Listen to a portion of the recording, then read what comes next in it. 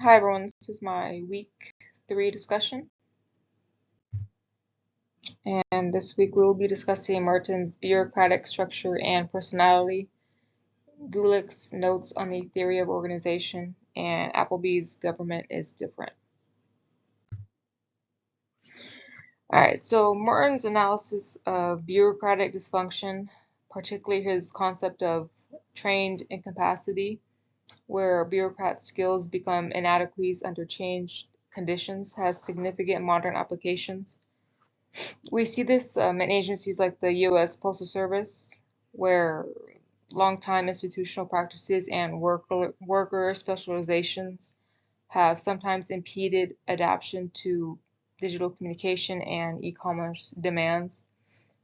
However, rather than viewing this solely as an organizational pathology, as Merton did, many scholars might recognize how specialized expertise can also drive innovation when properly channeled. Some aspects of his theory remain relevant today, however, some warrant updating.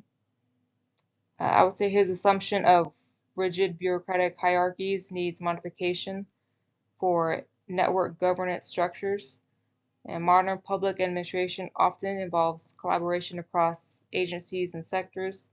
And one example would be if we consider how disaster response now requires coordinated action between FEMA, state agencies, nonprofits, and other private contractors. Let's see. All right. Next, Gulick's emphasis on the division of work and coordination as foundational principles still resonate, though his mechanistic view requires updating. He argues that work division is essential because men differ in nature, capacity, and skill, and gain greatly in dexterity by specialization. While specialization remains crucial, modern public agencies must balance it with cross-functional collaboration and adequate capacity. For instance, the Department of Homeland Security's creation after 9/11 demonstrated that both the value and challenge of Gulick's coordination principles, while consolidating security functions made theoretical sense, practical coordination proved extremely difficult across previously separate agency cultures.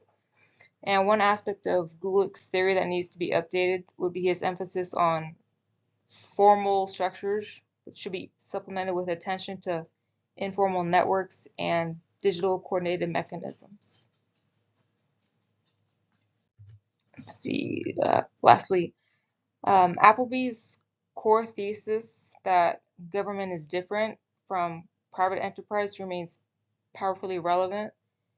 In his observation that government administration differs from all other administrative work by virtue of its public nature, the way in which it is subject to public scrutiny and public outcry is perhaps more applicable in today's era of intense media coverage and social media scrutiny.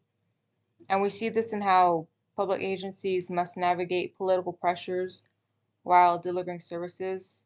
An example would be how public health agencies during the COVID-19 pandemic had to balance scientific expertise with public communication and political constraints in ways private healthcare organizations do not. And that is my breakthrough discussion, and thank you for watching.